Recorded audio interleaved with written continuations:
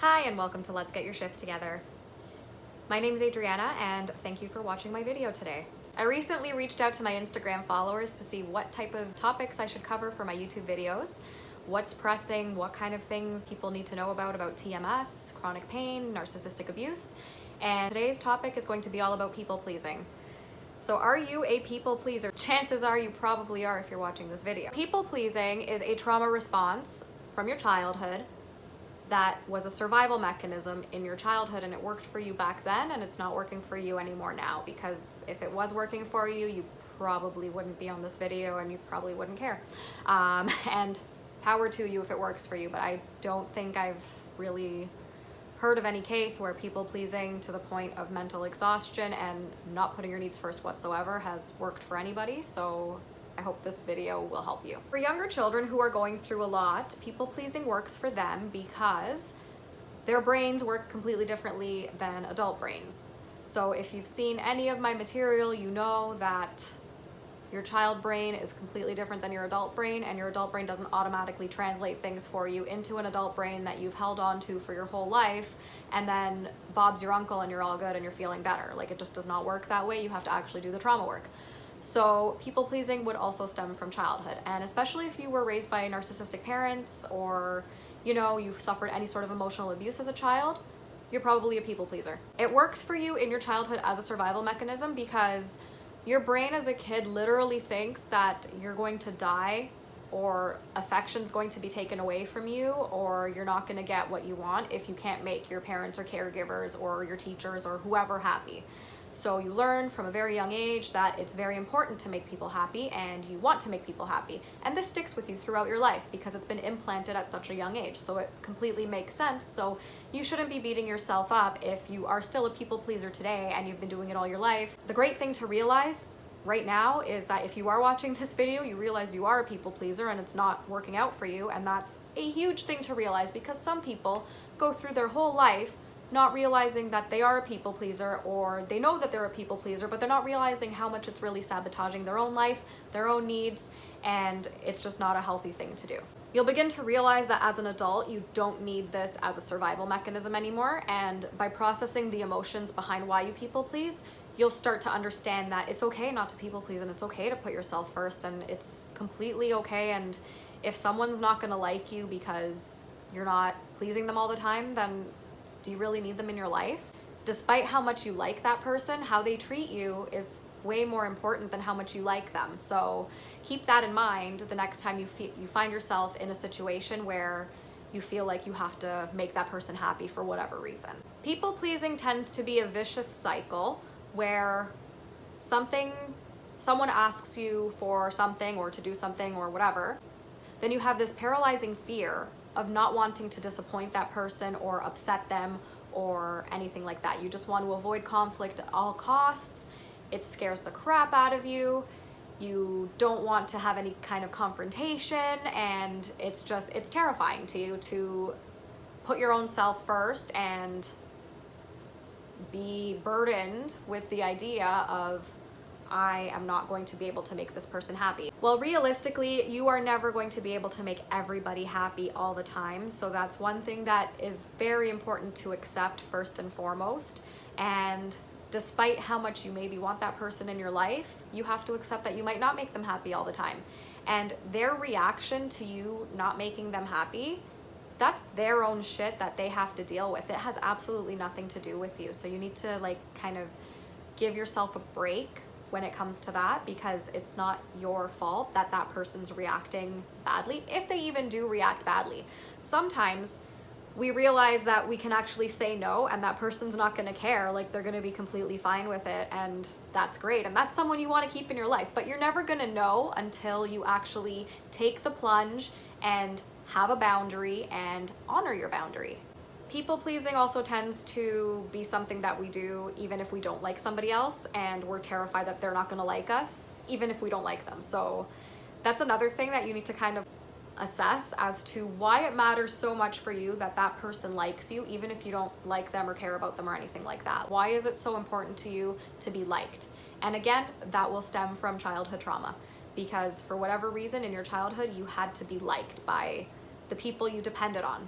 So you adopted these qualities, and that's how you lived your life, and that's how you're still living your life. And now maybe you recognize that you have a choice, that you don't need to live your life like that anymore. Back to the cycle of people pleasing. So it basically starts when you're faced with a task or a request, and maybe you don't know that you don't want to do it yet, but you just automatically say yes, and you say yes because you just don't want to have any confrontation. You're afraid for whatever reason that that person's not going to like you, or it's going to cause a fight, or whatever it's going to do. You just want to say yes, please that person, and then you think that like your problems are going to go away.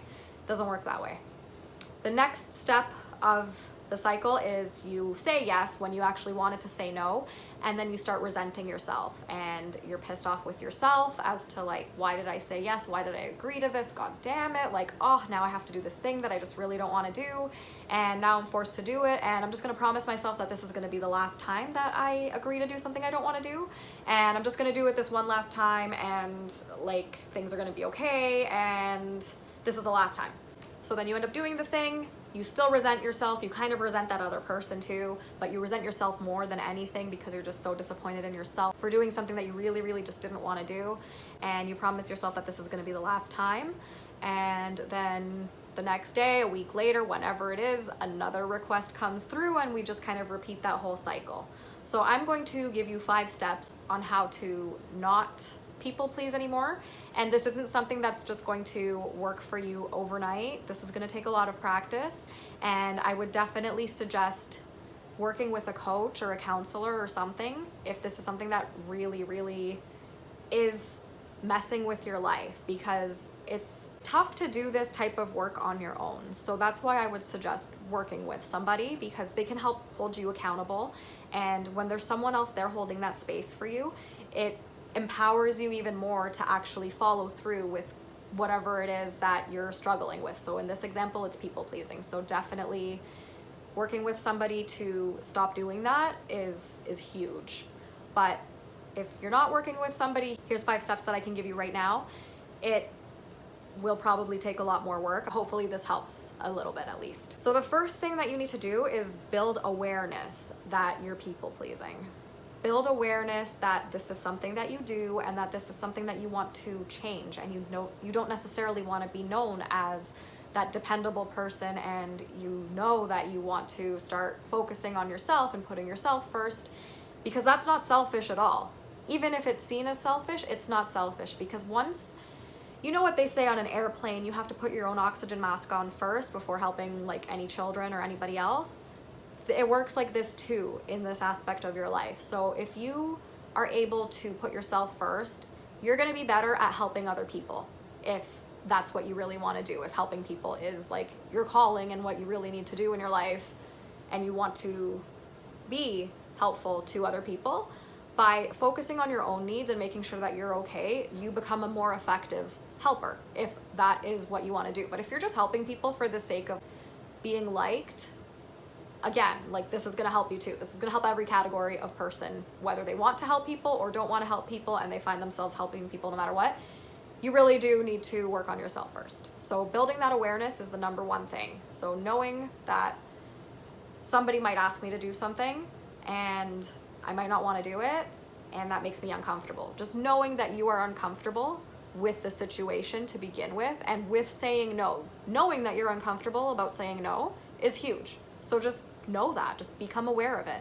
And as things crop up, just become aware of the fact that you actually want to say no. And it might be helpful to like make a list of noticing the amount of times that you say yes when you actually want to say no. So you could actually write down like situations that you remember that I did this, I really didn't want to do it. What would have happened if I said no, right? Like, I don't think you would have died, which is what your brain probably wants you to think, because it's the survival fight or flight response. But you know, like nothing really bad would have happened to you. You just would have said no, and maybe the person would have gotten mad at you, and maybe they would never talk to you again, and then they're doing you a favor because you don't want to be associated with somebody who's like that. Step number 2 would be to make time for yourself regularly. So you could start once a week or once a day, whatever works for you. Set aside 15 minutes for like your own self-reflection, just time that you spend alone, with yourself, with your thoughts. It could be your journaling time, whatever it is, but schedule a time for it. And if somebody asks you to do something during that scheduled time, you can practice saying no by saying no. Or if you actually do want to help that person, you can say like, okay, what about at this time, because that works better for me, and do it that way. And then if they're absolutely not flexible about it, you can say no. But chances are, if it's like a 15-minute block of time and you're just changing the time to 15 minutes later or earlier, or depending whatever the task is, and you actually do want to help them, that's a great way to set a boundary by saying yes, but based on this time that's going to work better for me, and take it or leave it, because that's what I can give you, and that's it. So that's a huge thing that you can use to practice. And if it is something that you don't actually want to do, and it's during that time or not during that time, doesn't matter, you can politely decline. And literally, no is a full sentence. You don't have to go into over explaining yourself as to why you can't or why you don't want to or whatever. You could just say, no, it just doesn't work for me and I'm not going to be available, or just no. Number 3 would be to just really understand that you have a choice. So when someone asks you to do something, you understand that you definitely have a choice. You can say yes, you can say no. Step number 4 would be exploring the emotions behind why you are afraid of saying no. And I just gave it away for you that the emotion's probably fear. So are you afraid that this person's not going to like you? Take that emotion, fear, and the why would be that you're scared that person's not going to like you, or you're scared that person's going to be mad at you, or you're scared you're not going to be seen as like a good person anymore. Take that, and you can immediately start journaling about it. Just start writing about it, about what you think all these consequences are of you saying no, and allowing yourself to feel that fear. I'm very big on feeling your emotions, if you haven't noticed already. Basically, everything I'm going to tell you is feel the emotion behind the supposed problem.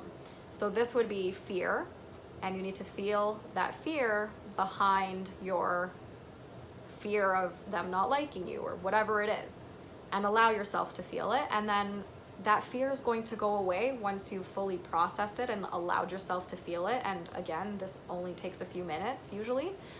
And once that fear is gone, that might empower you to say no, and you're going to feel okay about it. And you're going to see that like, oh, nothing that bad actually happened when I said no. Number 5 is deciding to say no and actually following through with saying no to this thing that you don't want to do.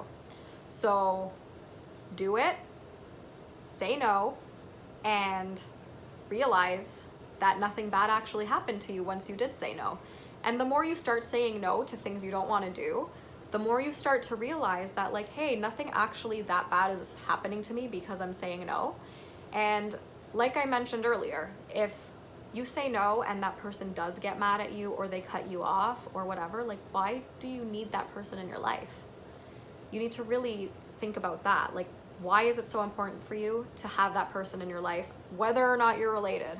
Like, I'm very big on like, blood does not matter. So if it's your parent and you need to set a boundary with them, like if it's a narcissistic personality of a parent or caregiver, it's vital to set boundaries for your own sanity. And why do you need them in your life if they're going to continue trying to destroy you? So think about that. Think about why it matters to you. The biggest thing is just processing those emotions. So I hope this helped. I hope this helped all the people pleasers out there.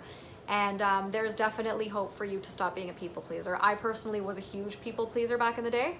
I still catch myself now about to be a people pleaser. Like, I've actually stopped saying yes to things that I don't want to do. But I still, every now and again, I think like, oh my God, I need to say yes to this, because then, oh, wait a minute. No, I don't have to say yes if I don't want to do it. So you will get to that point eventually. It just takes a lot of practice, and it takes time, and you need to be kind to yourself and be compassionate with yourself, understand where you're coming from. It's really just that inner child of yours that never got to experience any type of empowerment when they were children on saying no, and didn't really get to make choices for themselves, and they just felt like they always had to please people. And that's what you learned growing up, and that's not going to go away until you start exploring it and start processing it and start really understanding why you're doing it. So have the compassion for yourself, have the compassion for your inner child, and don't beat yourself up over it. And if you do continue to people please with this knowledge, still don't beat yourself up over it. But take that as a learning experience, and maybe next time you'll be able to say no.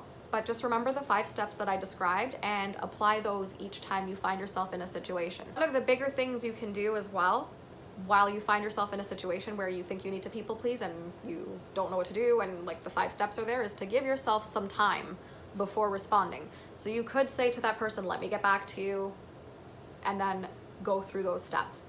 Or if it's somebody who asked you like on a text message, you can just not respond right away. It's okay, you don't have to respond immediately.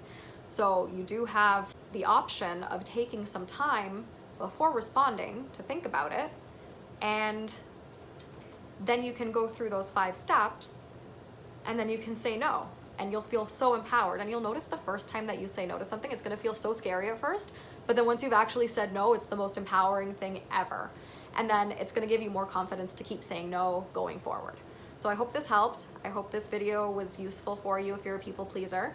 Feel free to comment, like, share with other people who might be people pleasers as well. And if you have any other suggestions for videos, feel free to leave a comment.